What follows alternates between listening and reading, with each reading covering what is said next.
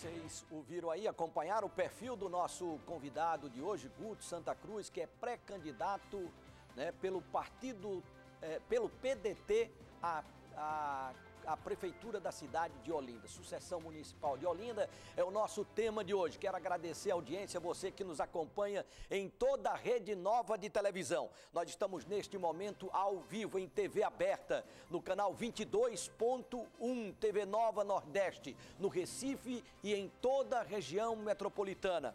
Também em Caruaru, no canal 31.1, Caruaru e região metropolitana do Agreste. Em Garanhuns, região metropolitana do Agreste Meridional, no canal 25.1. Em Arco Verde, toda a região de Arco Verde, no canal 22.1. Né? Também na rede social, no Facebook, no Instagram, através do nosso aplicativo N2, você nos acompanha em todas as plataformas. E você pode fazer perguntas para o nosso convidado de hoje através do Zap, do WhatsApp, é o Zap da TV Nova, que é o 99505-9441, 99505-9441. Você pode fazer perguntas e aí nós vamos fazer a sua pergunta para o nosso convidado de hoje.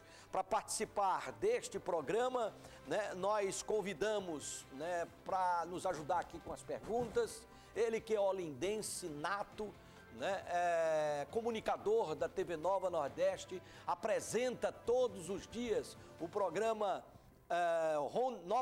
Ronda Geral, Nova Geral, troquei os nomes aqui. Sérgio Dionísio. A força do hábito. É, a força do hábito. Boa tarde, Sérgio Dionísio. Seja bem-vindo. Boa tarde, Pedro. Obrigado pela oportunidade de debater assuntos importantes para a cidade de Olinda. Também convidamos a jornalista Rebeca Silva. A Rebeca, que é jornalista formada pela Unicap, Universidade Católica de Pernambuco, já atuou nos principais jornais aqui da cidade e vai nos ajudar também com perguntas para o Guto Santa Cruz, que se faz presente nesse dia de hoje. Boa tarde para você, Rebeca, seja bem-vinda.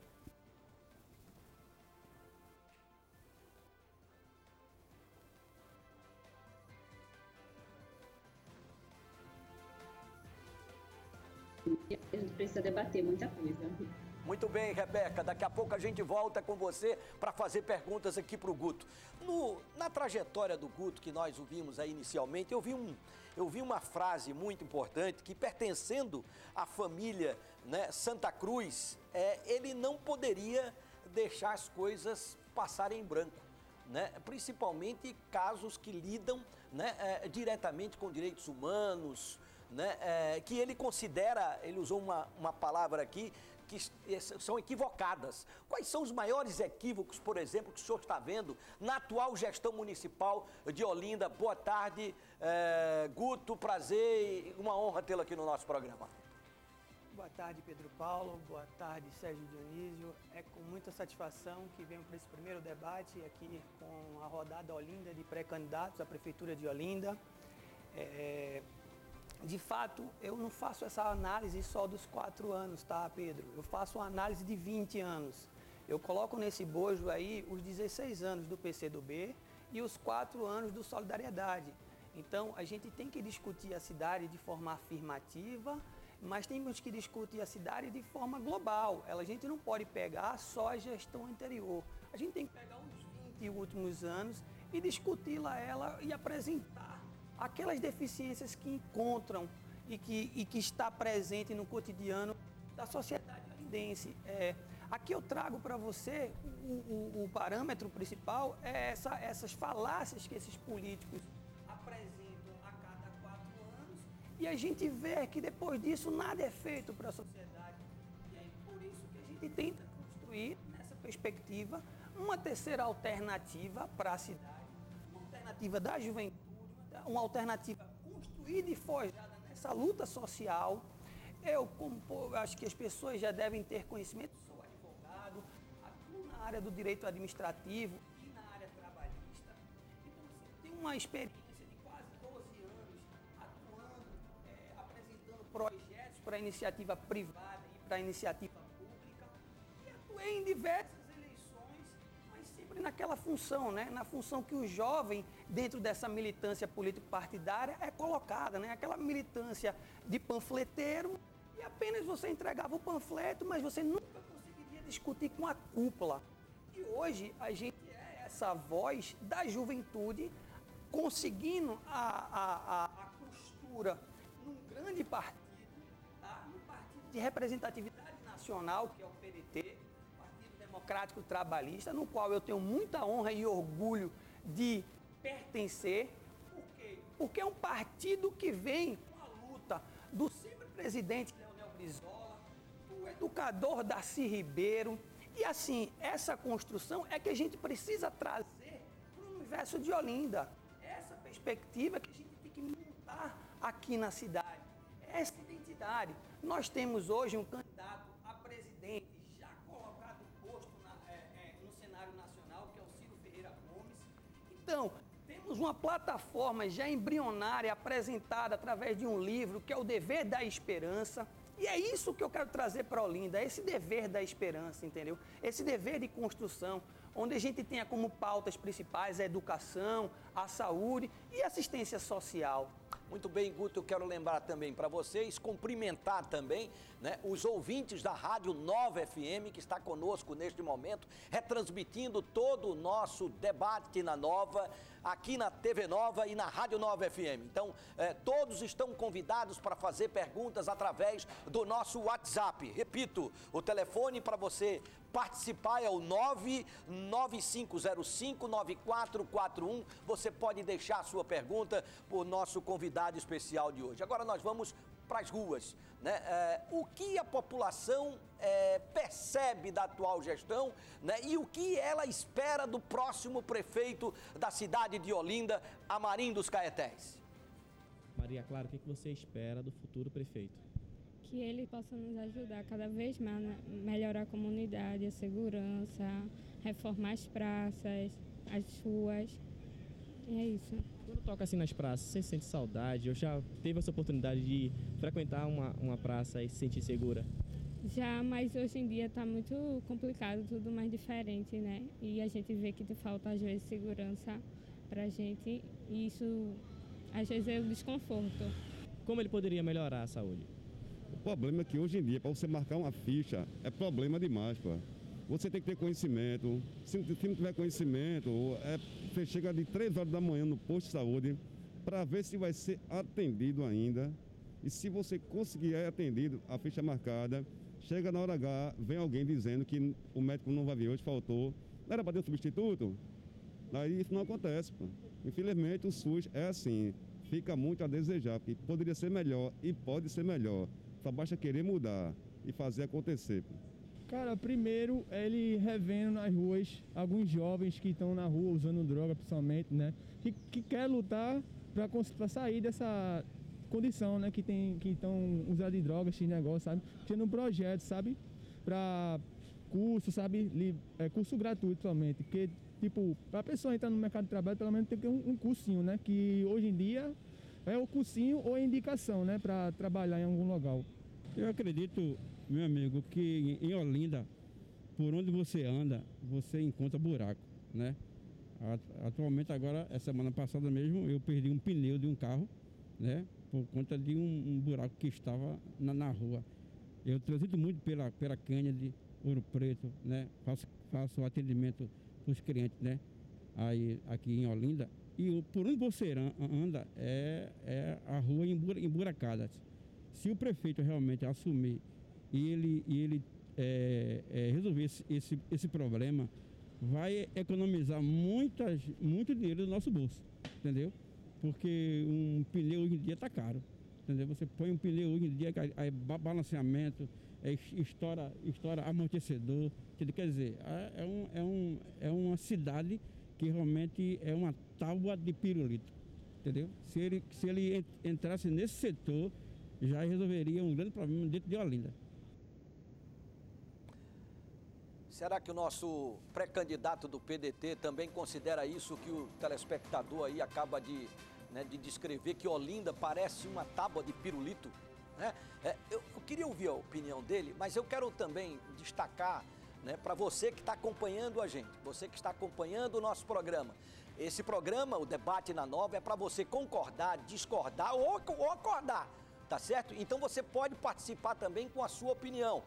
E hoje o nosso enquete, pode colocar o enquete aí no ar, o nosso enquete é o seguinte: você acha que a Prefeitura de Olinda está atuando bem na gestão da crise em relação ao coronavírus? É o nosso enquete de hoje. No finalzinho do programa, nós vamos dar o resultado para vocês.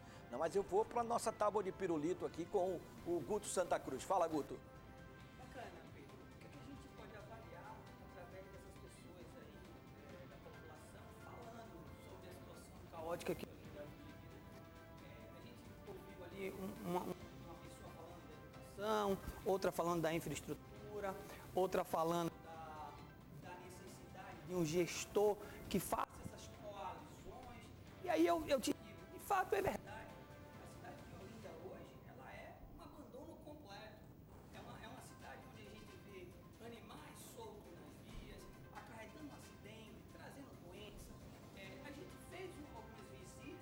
Nesse período, Pedro, e a gente identificou, por exemplo, várias ruas com esgoto a céu aberto, entendeu? 30% da cidade ela é construída por esgotamento sanitário. Então, assim, isso é uma precariedade até alarmante. A gente precisa desconstruir.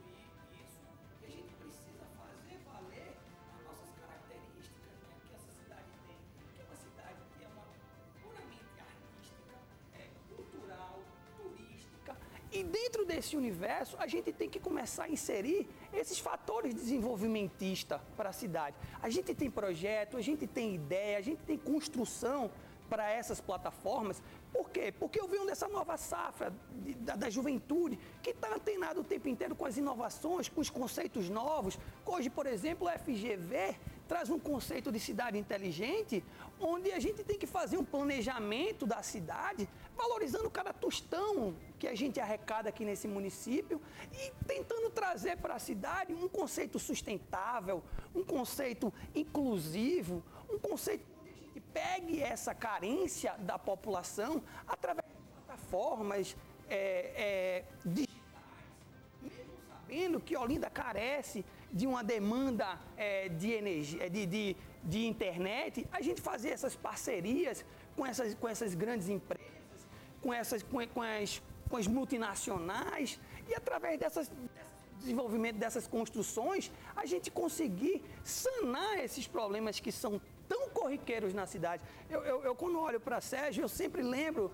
dos programas que ele apresenta na TV, e é sempre essa discussão, né, Sérgio? É sempre essa carência, essa necessidade das comunidades, e a gente precisa modificar essa realidade. Já se passaram aí quase 20 anos ou mais de governos que dizem ser populares, mas de fato a gente não vê nada de popular. E a gente quer trazer para cá um governo democrático, participativo e popular.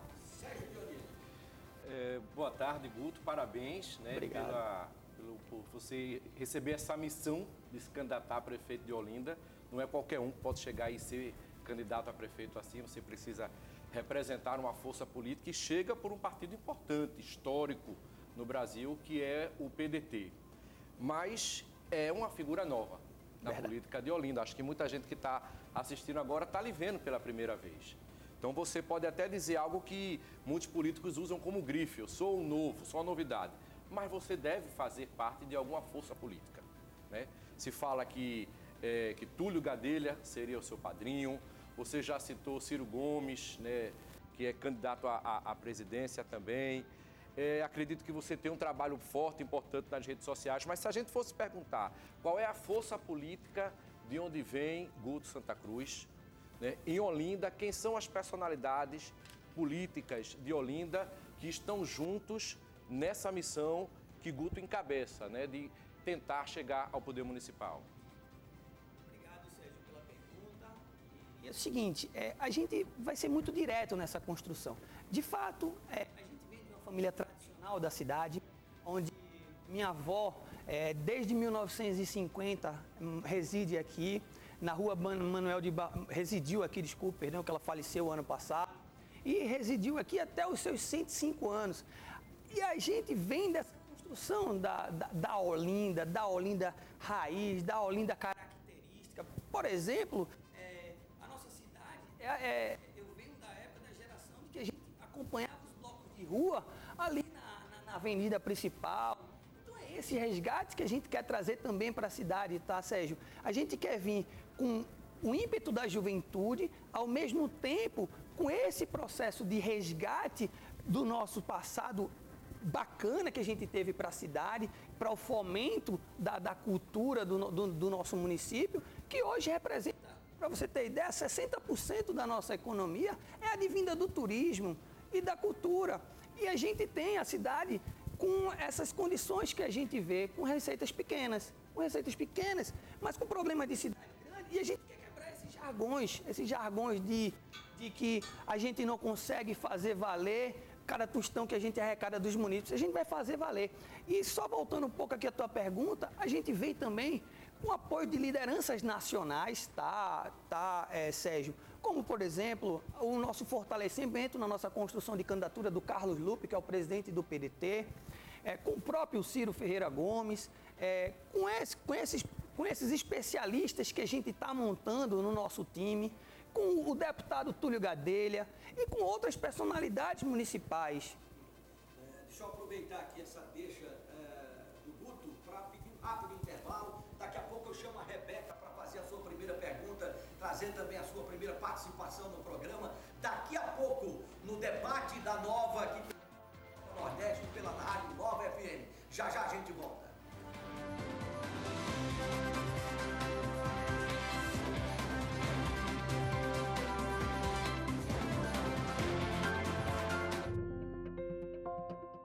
Estamos vivendo um momento de incertezas.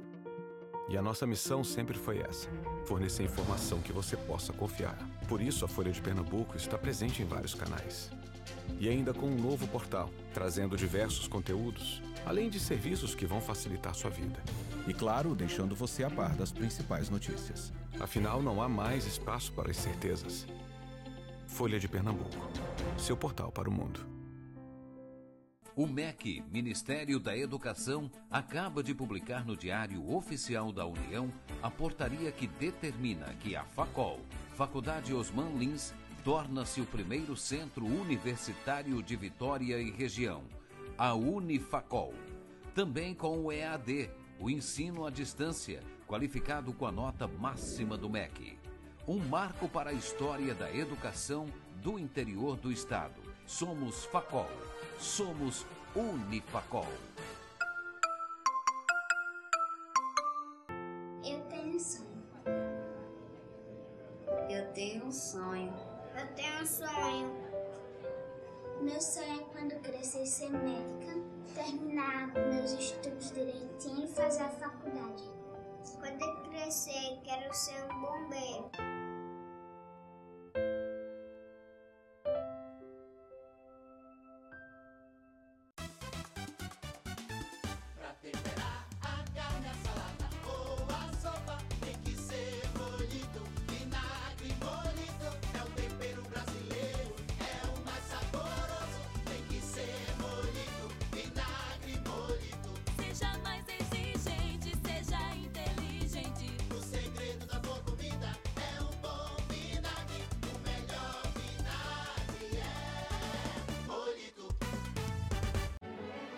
A natureza é como uma obra de arte, cheia de cores, formas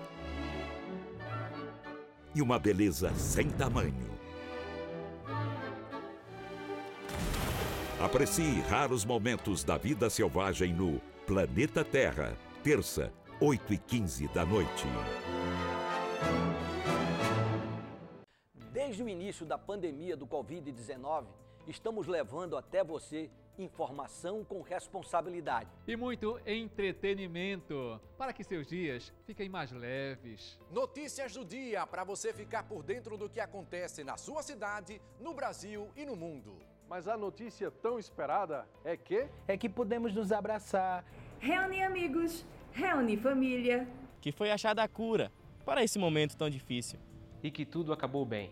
Mas por enquanto que ainda não existe uma vacina contra o novo coronavírus, se cuide, use máscara e lave bem as mãos. Usando álcool gel. E assim, logo em breve, nós vamos nos abraçar. Que estamos bem pertinho de você. Estamos todos juntos. É a TV Nova sempre juntinho de você.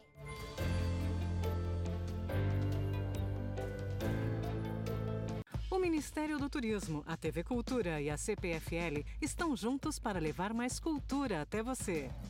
Eu quero ver muita animação. Diversão para todas as idades.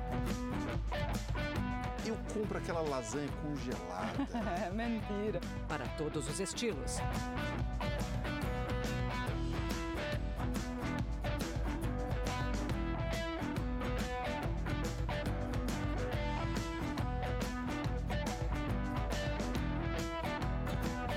Informação com credibilidade.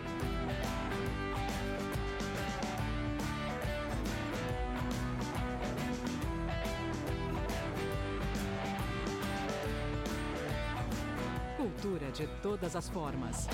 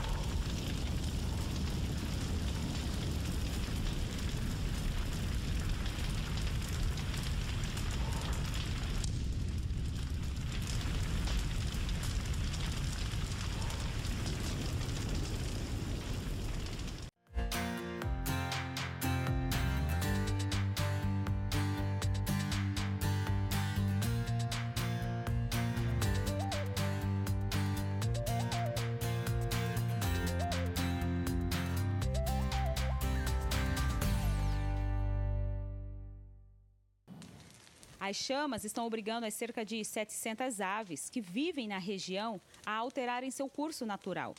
Isso porque as árvores da fazenda São Francisco de Perigara, no município de Barão de Melgaço, sofrem com as queimadas. O local é o principal refúgio das araras no mundo. A propriedade rural, localizada a 150 quilômetros da capital, Cuiabá, concentra 15% da população livre da espécie ameaçada de extinção. Até agora, o território já perdeu pelo menos 70% de seus 25 mil hectares, quase todos de vegetação nativa.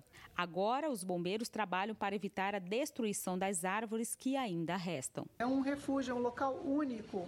E o fato de ser atingido pelo fogo pode estar queimando locais de reprodução, os ninhos que são feitos em mandovis e também as palmeiras que servem de alimentação para as araras. Então, mais uma vez, as araras estão sofrendo com essa queimada.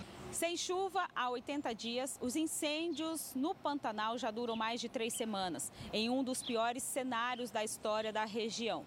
O impacto das queimadas chega também a Cuiabá, que mais uma vez amanheceu sob grande nuvem de fumaça.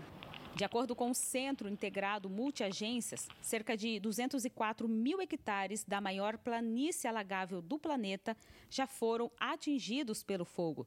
Entidades e ambientalistas consideram a situação preocupante, especialmente pelos impactos na fauna e flora, grande riqueza da região.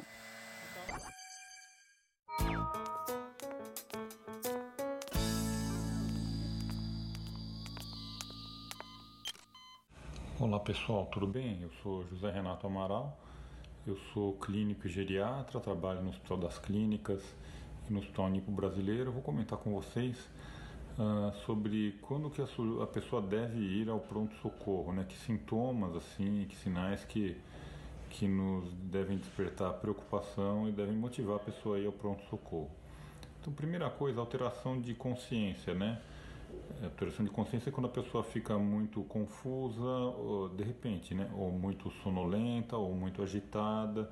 Isso geralmente indica que está havendo algum problema de saúde e que precisa ser visto, além do que a pessoa nesse estado geralmente não consegue cuidar de si própria, não consegue se alimentar adequadamente, não consegue ingerir líquido, então essa pessoa tem que ser levada assim, com rapidez ao serviço de urgência. Outra situação uma alteração súbita também no padrão de movimento, né? De repente a pessoa não consegue permanecer sentada ou permanecer em pé, ou é como se uma parte do corpo não obedecesse, o braço fica parado, ou a perna, ou os olhos.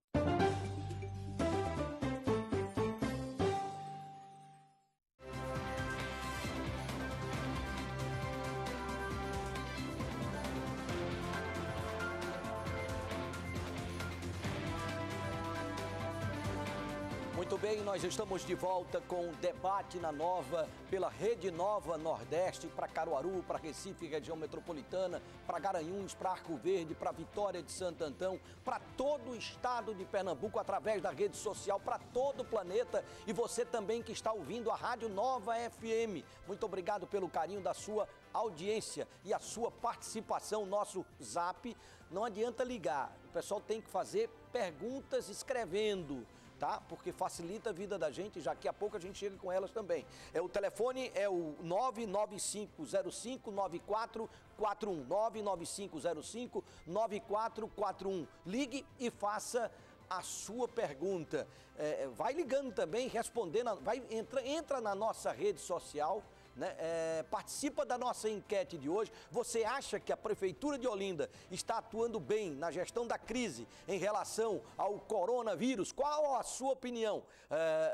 Aí você entra na rede social e responde, tá certo? Principalmente você que já nos acompanha também pela rede social. Entra aí no Instagram, no Facebook e aí responde a nossa enquete. Já já a gente vai com o resultado da enquete de hoje. Eu vi que aqui na hora do intervalo vocês engrenaram aqui uma conversa sobre coligações partidárias, e eu tenho uma pergunta aqui que vem da Zélia. Ela é de Olinda, representante do Partido Progressista aqui de Olinda. Ela está querendo saber quais são os partidos que hoje você tem na sua coligação.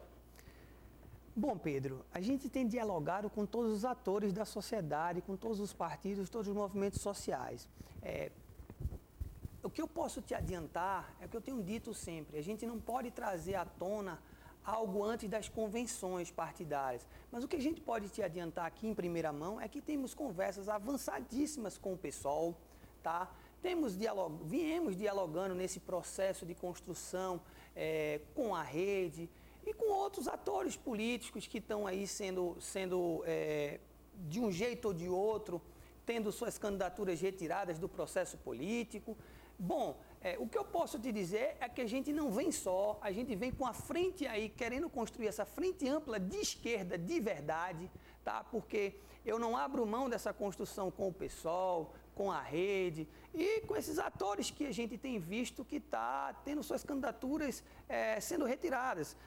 Eu não sei qual é o posicionamento hoje oficial do PSB, se eles vão marchar com o João Paulo ou com o Lupécio, mas a gente quer essas pessoas aí desses partidos que não concordam com essas práticas nacionalizadas, e a gente está aqui aberto ao diálogo, à discussão e à conversa.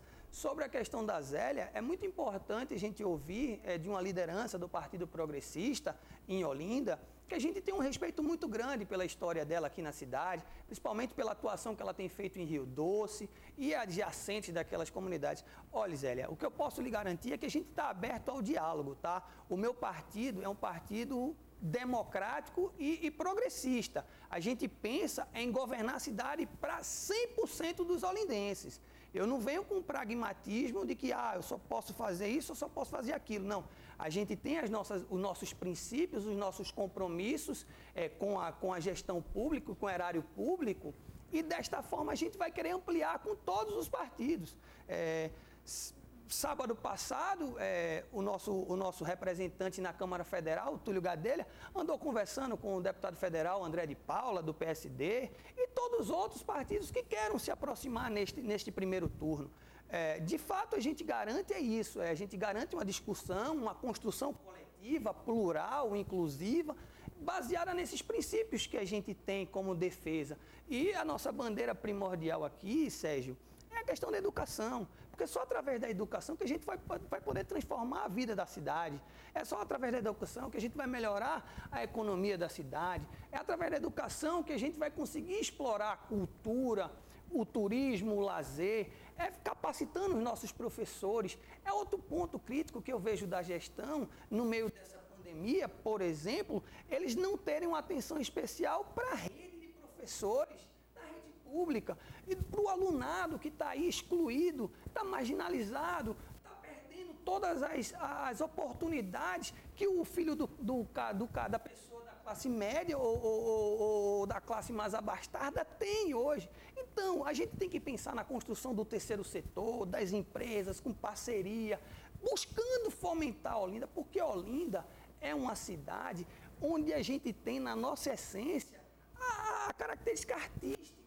Como é que pode, Sérgio? Eu te pergunto também aqui numa conversa informal, como é que pode a gente ter um CinePR há mais de 40 anos fechado? Onde poderia estar ali abrigando os nossos produtores, os nossos artistas. A gente tem a nossa característica na cidade alta, no sítio histórico barroca, onde a gente não explora isso, o turista passa 30 minutos aqui, Pedro, e vai embora para outras cidades, vai embora para as praias. A gente tem que pensar nesse contexto, a gente tem que buscar parcerias. Olinda tem que lembrar de uma coisa, a gente tem que buscar parceria. E como são feitas essas parcerias? Na pandemia a gente tem visto que o terceiro setor, eu sou membro do terceiro setor da OAB de Olinda, então assim, a gente tem feito essa construção nesse universo, a gente sabe que o terceiro setor ele pode atuar na educação, na saúde, na assistência social e na grande especificidade da sua atuação com questões que hoje o poder público não olha. Eles podem executar serviços muito mais baratos para a entidade e, ao mesmo tempo, ter o comprometimento dessas pessoas com a gestão pública. Deixa eu colocar também nessa discussão, trazer a pergunta da nossa Rebeca Silva. Pode falar, Rebeca. Eu queria entender, Guto, você falou um pouquinho aí de forças políticas, você respondeu a pergunta da representante do Progressista, e eu queria entender um pouco como foi que se deu a construção da sua candidatura, porque houve, né, uma intervenção da Nacional, e aí foi instituída uma comissão do PDT na cidade, né, foi uma comissão totalmente nova, né, os membros, e aí eu queria entender como se deu essa construção, e se o senhor não teme que daqui para 26 de setembro, que é o prazo de registro da candidatura, que ela não caia de repente por uma intervenção aí, de repente estadual, nacional. Como é que se deu essa construção da sua candidatura? Obrigado pela pergunta, Rebeca. Na política, tudo é muito dinâmico, tá? Eu não posso te afirmar que até o dia 12 de setembro eu não sofro alguma intervenção. Eu peço e espero isso não aconteça. Por quê? Porque hoje a gente está cada vez mais se consolidando como essa terceira alternativa. Entramos na discussão a partir de uma articulação que foi feita através de um convite que me veio do nosso presidente nacional, Carlos Lupe, e essa construção se deu durante essa pandemia inteira, onde a gente teve diversas reuniões virtuais.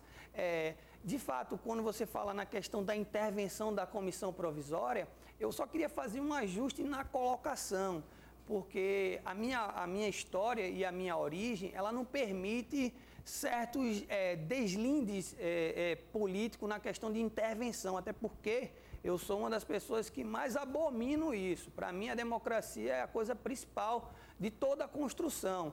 E a lisura do processo, a comissão anterior, que estava em vigor do partido, ela foi uma precipitação dos atores políticos da cidade, que isso é corriqueiro, né, aqui no nosso município.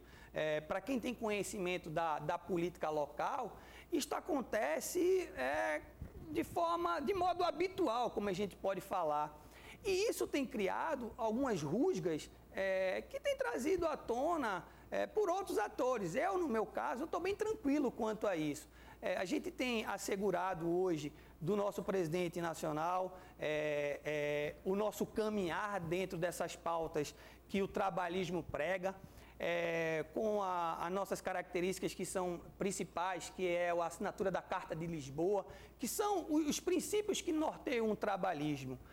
E outra, eu trago também essa possibilidade de a gente poder escoar, entendeu, Sérgio, nessa construção de uma frente ampla. A gente vê que no município tem 2 candidaturas postas como ditas de titãs. Mas que titãs são esses? Quais são esses titãs? Um prefeito atual que vai para sua reeleição através de um partido Solidariedade e o PCdoB através da sua candidatura do João Paulo. Hoje, a gente não sabe ao certo o que é que o PCdoB tem de inovação, de novidade. Por quê? Porque que a gente tem acompanhado nas mídias digitais, que hoje é onde a política acontece, é que a gente tem acompanhado mais do mesmo. O discurso é até igual ao que o povo de Olinda rejeitou há 4 anos, quando colocou o PCdoB no 4º lugar. Então é isso. O PDT quer construir essa unidade. Nessa época do PCdoB, né? O PDT em Olinda, Pedro, ele nunca teve essa organicidade, tá? Por exemplo, eu posso te trazer um dado que, por exemplo, quando foi anunciado o nosso nome, surgiu vários atores interlocutores de todos os atores políticos que vieram entrar em contato comigo. Inclusive, uma das passagens aqui, que eu não sei nem se... Mas eu posso falar porque a franqueza vai ser a minha caminhada nesse debate, tá, Sérgio? A franqueza vai ser a caminhada. Por exemplo, chegou atores da gestão, onde chegou para mim e disse, olha, o prefeito foi do PDT em mandatos legislativos na Casa Bernardo Vieira de Mello. Você não teria interesse de conversar? Eu disse, não tenho interesse. O nosso interesse é a gente construir uma pauta. Mas já que você está sendo tão franco, parece que você está dizendo que o PDT agora é que é o PDT com você. Eu quero trazer isso, eu quero trazer essa essência do PDT, eu quero trazer a essência da Carta de Lisboa, essa construção que foi forjada na luta pela redemocratização. Então, essa história do PDT é o que me move, Sérgio, é o que me traz gana para entrar para esse universo político e para ser diferente de todos esses atores que a gente encontra. Eu também não gosto também da pecha do novo, porque diz que a gente traz um novo, mas o novo hoje não coaduna com minhas ideias, tá?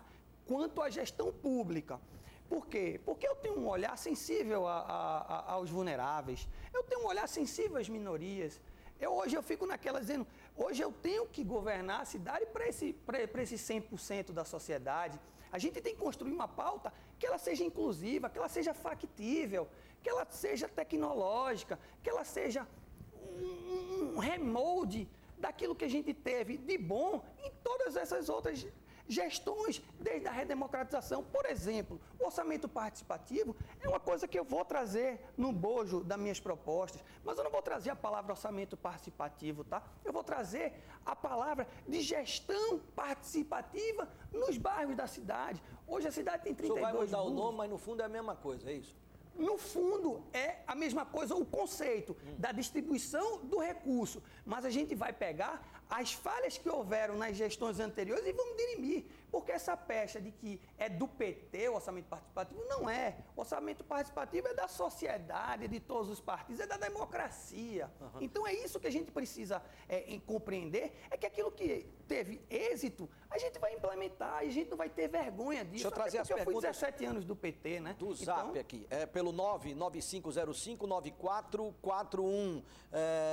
Tem uma pergunta aqui do Daniel Souza. Ele diz o seguinte: vim em Olinda, a Guarda Municipal, junto com a Polícia Militar, fechando esta semana alguns bares. Vi também na praia várias pessoas sem máscara em frente à Guarda Municipal, na Praia do Quartel. Né? Candidato, só vale agir para gerar multas e fechar estabelecimentos, né? Como é que o senhor agiria na qualidade de candidato em relação a esses dois assuntos? Em relação à questão da praia e a sociedade não está respeitando as orientações da Organização Mundial da Saúde, e bem como com as determinações do poder estadual e o poder municipal, com essa federalização e com essa perda de competência, que foi uma das vitórias que o Conselho Federal da OAB obteve nesse período de pandemia, aqui eu até trago essa informação também, a gente tem que ter mais esse olhar sensível para a questão da vida, tá, Pedro? Para a questão da vida, Sérgio. Por quê? Porque nesse momento as pessoas têm que entender que é um momento ímpar, é um momento diferente. Há quase 100 anos que a gente passou algo parecido a isso que a gente está vivendo hoje. Então, a gente tem que fazer essas intervenções pontuais, respeitando as características do momento atual, para a gente não cair naquele mesmismo do autoritarismo, tá? Comentário da rede social, do Facebook, Alexandre Lira diz aqui: eu acho que um candidato a prefeito de Olinda não deve pensar apenas em carnaval e em cultura, mas sim em saneamento, rua com asfalto, saúde, segurança em prol da população olindense. Verdade. Olinda precisa ter um choque de gestão integrada. Olinda precisa pensar na questão do saneamento básico. Por quê? Porque Olinda tem essa característica de ter uma receita pequena. A gente tem hoje debatido com os nossos especialistas, através dos diagnósticos que a gente tem feito, a gente não conseguiu ir para a rua para fazer essa coleta de em campo, de loco. A gente tem pegado os dados oficiais, quanto o IBGE, o Senarb, e a gente tem visto que, por exemplo, a Olinda só tem 30% de saneamento básico. Isso implica na questão da saúde, que implica na questão de gasto. Então, a gente tem que pegar a PPP e dizer, ó, vem cá, vamos sentar, vamos conversar, para não ser aquela frase que você costuma ouvir na Cidade Alta, que a Compesa vive na busca do tesouro perdido. Então, essas coisas a gente precisa realinhar. No meu caso, eu tenho tranquilidade para isso. Por que a Compesa vive na busca do tesouro perdido? Essa é uma pergunta que a gente não consegue te responder, Pedro. Por quê? Porque eu não sei como é que está essa PPP. Eu vejo que a Compesa abre um buraco aqui, e aí o município tem um convênio que tem que fechar, mas aí fica naquelas remendos de remendos. É isso que a gente precisa acabar. O olindense não aguenta mais desses remendos. A gente tem que pensar na questão integrada da segurança pública. Trago até um dado aqui para você, Pedro, é que a gente, com a questão dessa pandemia, ter suprimido o que a gente esperava daqui para 10 anos, a gente teve hoje uma mudança de comportamento vital por conta da pandemia. E aqui eu faço uma breve explanação, que a gente teve como nacionalizar as questões. Por exemplo, hoje eu tenho um suporte de um especialista hoje que está desenvolvendo um plano de segurança pública do Estado do Rio de Janeiro. Ele hoje está dentro da coordenação da campanha da nossa querida Marta Rocha, que é a nossa deputada estadual do Rio de Janeiro, que é delegada de polícia. Então, assim, essas integrações que a gente precisa implementar. Eu, por exemplo, estou muito tranquilo quanto a isso, porque eu não venho com as amarras que os políticos tradicionais têm. Eu venho para buscar especialistas, técnicos e que tenha amor pela gestão pública e trate o erário público com responsabilidade. Sérgio Dionísio, pode perguntar. Vamos fazer um paralelo com o futebol. Campeonato Nacional, um time daqui de Pernambuco conseguiu chegar na primeira divisão. A gente sabe que o jogo é jogado e a gente só sabe quem vai ganhar quando a bola está rolando, né? Durante as rodadas. Mas o time já entra com a expectativa, não, eu quero ser campeão, eu quero ficar na faixa da Libertadores, eu quero estar na faixa da Sul-Americana, eu quero não ser rebaixado. Quais são os seus prognósticos? O que é que você imagina? Figurar bem, se apresentar para a sociedade, quem sabe a partir de outros pleitos, alçar outras tentativas? Ou você já tem a ideia de ganhar no primeiro turno, de ir para o segundo turno? E se for para o segundo turno, se você pensar assim, eu quero ir para o segundo turno, com quem você imagina que iria disputar o segundo turno? É uma pergunta difícil, né? É uma pergunta de futurismo. Mas a gente não foge dela não, tá, Sérgio? A gente vai pra frente, cara. A gente vem com esse ímpeto, tá? Com essa vontade. Não, viu? A gente vem com essa vontade. Eu sei que você cobra.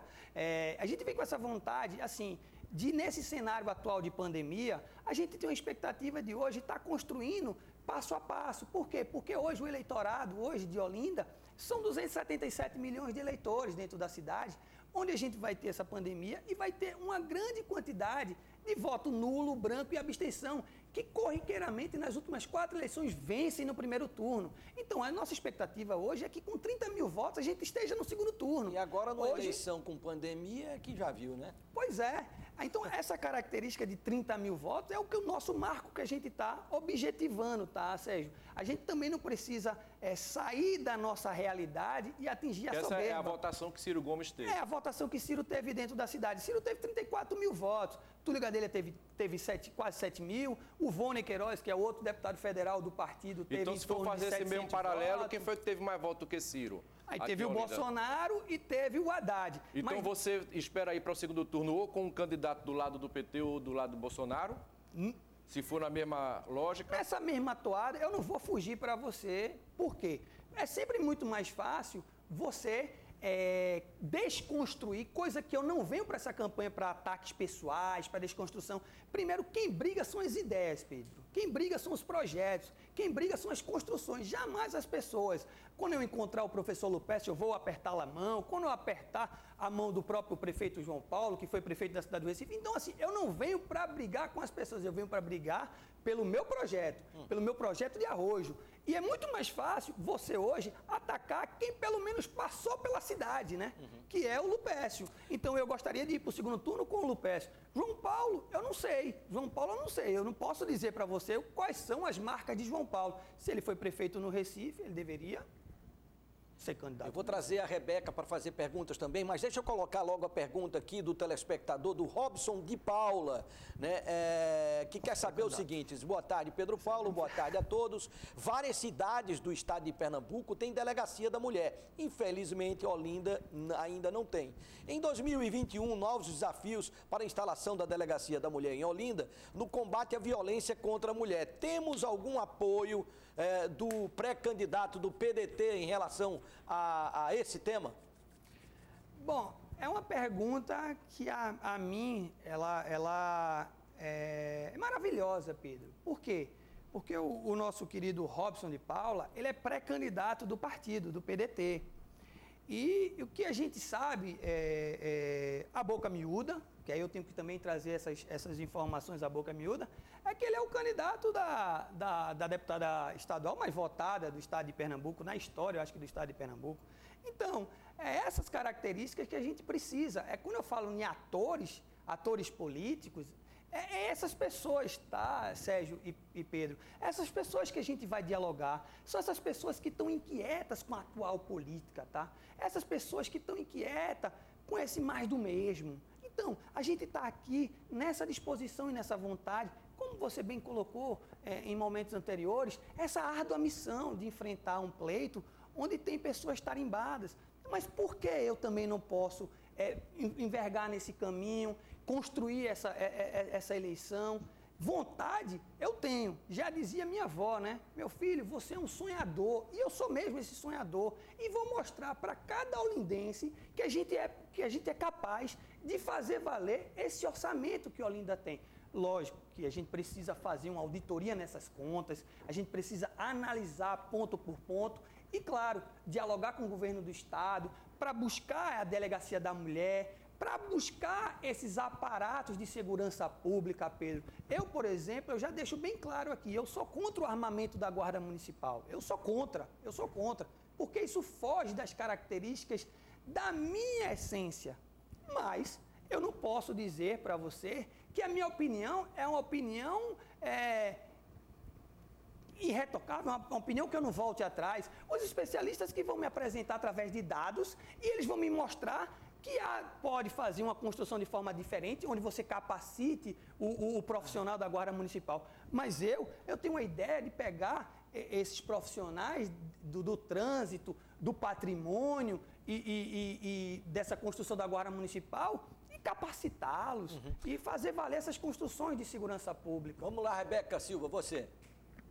Ô, Guto, integrantes do PDT enviaram notas à imprensa reivindicando uma candidatura coletiva à Prefeitura de Olinda, em contraponto com a sua. Você chegou já a conversar com esses integrantes? O que é que você pensa de candidatura coletiva? Rebeca, eu estou adorando suas perguntas, elas são maravilhosas, no sentido que a gente pode tornar isso público, tá? Existe essa pré-candidatura coletiva, que ela insurgiu a partir do dia 7. A mim, é com estranheza que eu recebo, mas como democrata que sou, eu respeito a companheira Beth, eu respeito o companheiro Denison e respeito o companheiro Romero Moraes, que estão nessa frente de construção, tá? Mas assim, eu não posso me fazer de rogado, porque a eleição é curta, eu só tenho 45 dias. Eu, como presidente do partido, e com todas essas ideias que a gente está mostrando aqui na TV, e com todos os inscritos que a gente tem, diante dessa evolução que foi construída passo a passo na pandemia, onde a gente teve mais tempo para fazer reuniões virtuais com o presidente Lupe, com a querida Miguelina, que é a nossa presidente da mulher, com os companheiros que estão congregando essa construção de outros atores políticos, tá? Então, assim, eu respeito a candidatura dela, mas, ao mesmo tempo, eu não posso ficar parado, eu tenho que avançar e construir. Hoje, eu tenho acesso a 90% da chapa de candidatos e candidatas a vereadores do nosso município. Todos eles estão me chamando diariamente para a gente conhecer os projetos dele, para ver como é que a gente pode fazer essa escuta para inserir nos nossos setores específicos de cada caixinha de desenvolvimento econômico, de saúde, de educação, de segurança pública. Por exemplo, Robson de Paula é um desses pré-candidatos conhecidos na cidade. Robson já teve 4 eleições, já disputou 4 eleições, está indo para a 5ª. E ele chegou para mim e disse, cara, ainda bem que tu surgistes. Por quê? Porque é um sangue novo, é um sangue aguerrido, vem de uma família que a gente respeita, tradicional na cidade. Então é isso, gente. Aliás, eu queria falar sobre isso. O senhor é parente de Marcelo Santa Cruz? Você é o quê dele? Sou sobrinho de Marcelo Santa Cruz. Com muito orgulho, eu sou sobrinho de Marcelo Santa Cruz. É parente também do atual presidente da OAB Nacional? Felipe Santa Cruz, meu primo. Felipe Santa Cruz. Essa semana surgiu uma discussão da possibilidade de Marcelo Santa Cruz ser o vice de João Paulo, né? Se isso acontecer, como fica a sua situação? Bom, Pedro, isso faz parte da democracia. E o que a gente tem que entender é que a democracia ela é assim, né? Ela é representada pelos partidos políticos e pelas suas independências político-partidárias. Eu não vejo com estranheza essa possibilidade. Eu acho até que fomenta o debate e mostra que a família Santa Cruz tem força, tem vigor para ter em 2 chapas. Eu gostaria muito que isso acontecesse. Não abre mão da candidatura? Eu não abro mão da minha candidatura, por quê? Porque eu venho para contrapor os 20 anos de gestão que a cidade de Olinda passou. Eu poderia estender aqui para a gestão de Jacildo Urquiza e para dizer Arnaldo, mas eu acho que eu seria é muito amplo para mim. Eu não tenho essa realidade. Por que esses 20 anos? Porque é onde eu acompanhei, Sérgio. É onde eu fiz a militância, é onde eu participei. Eu digo a você... Se eu estivesse aqui 40, 50 anos, vou deixar mais. Pegava até a Areia do Sodré. Areia do Sodré, por ironia do destino, Areia do Sodré, com todas as nossas divergências e convergências no plano ideológico, ele é parente do meu filho, né? Eu não sei qual é o grau aí. Meu filho é Miguel Santa Cruz. Você vai ter parente em todas as chapas dele. Pois é. Inclusive, hoje é aniversário dele, também está completando 5 anos. É um cara que diz assim, filho, pai, vai lá. Se você perder, não se preocupe não, que eu ganho para prefeitinho. Então, assim, é esse nicho que a gente atua. Olha, o WhatsApp, não adianta ligar que a gente não vai ter condição de atender aqui, tá? Você manda a sua mensagem no 995059441. Tem 2 perguntas aqui. Uma é essa aqui, ó. Boa tarde, Pedro Paulo, Sérgio, todos. Né? Eu moro em Rio Doce, o nome dele não botou aqui o nome dele. Eu moro em Rio Doce. O meu bairro está largado, invasões, prédios abandonados. Algum projeto para melhorar aqui o bairro de Rio Doce? Está parecendo uma cidade abandonada? A gente tem levado, Bota o nome, gente. Bota a gente o nome tem aqui. levado essa demanda para os nossos especialistas. É certo, e todos podem compreender, que a gente não vem para ser o salvador da pátria, tá? A gente vem para fazer uma gestão compromissada com a demanda da sociedade. Se a gente, ao momento que estivermos lá, assumindo a gestão no dia 1 de janeiro, que eu espero, tá, Sérgio? Por quê? Porque nessas construções que eu falo sempre dos 20 anos, eu era o cara que estava do lado de uma candidata que naquela época ganhou, quando ela só tinha 2% nas pesquisas, e eu era o cara que acordava de 6 horas da manhã, entregava o panfleto, ia para a escola, porta de escola, semáforo, essas coisas, que hoje mudou. Hoje é o ativismo mais dentro da internet, da rede social. Hoje a gente goza de um público bacana, mas sobre a questão de Rio Doce, isso é histórico, isso é histórico. Rio Doce sofre, essas questões desses prédios sofrem. Já tiveram diversos vereadores, prefeitos, que dizem que vão fazer e terminam não fazendo nada. A gente vai fazer o seguinte, a gente vai fazer um levantamento com essa nossa chapa de pré-candidatos de vereadores que a gente tem daquela comunidade, por exemplo, eu não vou citar o nome para depois não ficar dizendo que eu estou repetindo sempre o nome dele, mas, por exemplo, esse pré-candidato, quanto outros que tem na nossa chapa, são dessa área de Rio Doce. E eles precisam nos trazer essa demanda para a gente poder construir essas plataformas para eles também. Falta 5 minutinhos aqui, deixa eu colocar 2 perguntas da rede social e mais 2 aqui, uma da Rebeca, outra do Sérgio para terminar. Uma é do Renildo Júnior, que está assistindo o programa, diz assim: Guto, o seu governo será um governo de inclusão e resgate das tradições, né? Voltado a trazer receitas e construir pontes, desmontando os palanques e fazendo uma grande união. Eu acredito em Olinda, ele diz aqui, o Renildo Júnior manda um forte abraço para o senhor. Obrigado, Renildo, pela pergunta. Recíproco esse abraço. É um amigo, é um irmão, de longas datas de construção. E assim, é exatamente isso, Pedro e Sérgio. A gente vem com esse ímpeto, tá? A gente vem com esse ímpeto para fazer esse choque, trazer o terceiro setor, trazer o empresário, para fazer esse resgate da cidade e do desenvolvimento econômico e fazer essas construções de pontes. Fala, Sérgio. Você disse que você escolheu o Lupécio para disputar com você no segundo turno. O Lupécio se elegeu com a fama de Uliso, né? Porque ele vem de Peixinho, de Rio Doce. Como é que você vai se contrapor a isso? Porque a fama de liso é bom na política, né? Por certo, deve ser interessante essa fama de liso. Eu não venho com essa pecha, tá? Eu venho de classe média, eu venho da escola privada, eu venho da construção e do estudo. Eu construí minha vida através da educação e transformei hoje o que eu sou através da escola, do estudo, do conhecimento. Sobre a questão do Lupécio vir com essa pecha, a gente sabe que depois desses 4 anos, essa pecha cai por tona. Não tá mais tão liso assim, né? Eu não entro nesse mérito, porque a nossa gestão ela vai ser pautada sempre, Sérgio, na questão da transparência do erário público. Eu quero fazer parcerias aqui, quero dizer para vocês que a gente vai olhar para o nosso poder legislativo, da Casa Bernardo Vieira de Mello, vamos conversar com eles, vamos dialogar com cada um deles que forem eleitos em 2021 e, ao mesmo tempo, vamos pegar os órgãos de controle, Tribunal de Contas, Ministério Público de Contas e todos esses aparatos e dizer, como é que a gente faz, como é que vocês querem, porque é só tratando o dinheiro público de forma transparente que a gente consegue ter uma Olinda melhor. Rebeca, vamos lá, Rebeca, tua última pergunta aí.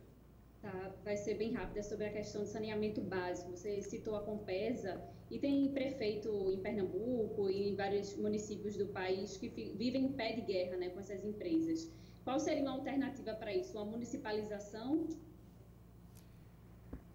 Rebeca, essa pergunta, de fato, eu não consigo te responder sobre a questão da municipalização. Eu precisaria dar uma olhada hoje na PPP, tá? Que existe a contrapartida do município e a contrapartida que a empresa privada oferece. O que a gente sabe é o seguinte, que não está dando certo. Por que eu te trago isso? 30% da população de Olinda que tem esgotamento sanitário. Além disso, eu como advogado que sou, eu tenho diversas ações contra a Compesa no sentido da chegada da água aos moradores de Olinda, que são águas turvas, com características de coliforme fecal. Então, assim, a gente tem essa característica que a gente precisa avaliar. Em muitos lugares não tem sequer água, né? Exatamente, que é um outro fator importante, né? Nós fizemos uma pergunta. Pandemia. Nós fizemos uma pergunta no começo do programa para trazer o pessoal para participar. A nossa enquete de hoje. Você acha que a Prefeitura de Olinda está atuando bem na gestão da crise em relação ao coronavírus? Vamos ver o resultado da rede social? 55% acha que sim, não, 45% foi o resultado das pessoas que participaram e votaram. O senhor concorda com isso? Bom, o que a gente tem de dado oficial, Pedro, é que 448 pessoas morreram nessa pandemia por conta do Covid-19. Isso é o dado oficial da Prefeitura. A gente não está trazendo falácia, a gente está trazendo dados e dando as fontes. É isso que a gente vai pregar nessa construção de campanha. Se as pessoas acham que 448 vidas foi bem gerida pela sociedade, bem gerida pelo poder público, eu não acho, tá? Diante de uma gestão de 4 anos, onde a gente teve 7 secretários de saúde, eu particularmente discordo dessa resposta que veio através do nosso aplicativo aqui da TV Nova. Mas a gente respeita porque faz parte da democracia, né? Se eu botar somente essa aqui, dá tempo ainda, né? Para participar, o telespectador aqui está dizendo o seguinte, né? Boa tarde, eu me chamo Elias Lopes. Será que o candidato é mais um daqueles que só lembra do subúrbio, né, para fazer comício e logo depois esquece? Como é o nome dele, Pedro? É o Elias. Elias Lopes. Gostaria de falar especificamente para você, porque para você a gente vai conseguir escoar para os demais que tenham esse pensamento. Minha vida foi forjada na luta por vocês, pelas minorias, pelas pessoas que hoje passam vivem nesse descaso do poder público. E quando eu trago aqui para vocês que a nossa gestão vai ser pautada na transparência e articulado com os órgãos de controle, eu mostro a única característica que eu tenho para enfrentar esse pleito.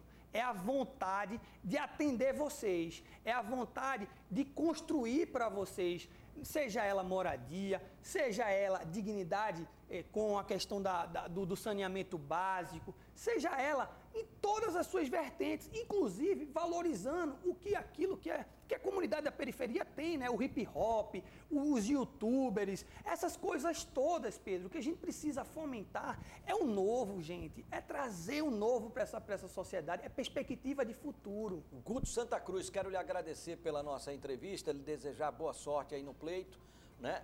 Agradecer também a nossa Rebeca Silva, que participou aqui remotamente pela internet. Um grande abraço, muito obrigado pela sua participação. O nosso Sérgio Dionísio, que todos os dias ali na faixa do meio-dia comanda a maior audiência dos programas do horário. Muito obrigado, Sérgio, pela tua participação. À disposição sempre, Pedro. A todos que participaram com perguntas, muito obrigado. Quero lembrar que este mesmo programa será reprisado logo mais a partir da 00h30, logo depois do Senhor Brasil hoje, né? Depois do Minidoc? Depois do Minidoc, né? Então, não percam, tá certo? E você também acompanha a qualquer momento, on demand, na nossa rede social. Você baixa e acompanha também o nosso programa. Se você perdeu, tá lá, né? É só você acompanhar a qualquer hora do dia, né? O programa de hoje com o pré-candidato Guto Santa Cruz à Prefeitura da cidade de Olinda. Muito obrigado a todos. Amanhã a gente volta. O nosso convidado de amanhã é o pré-candidato do Partido Progressista na cidade de Paulista, Sérgio Leite. Até lá.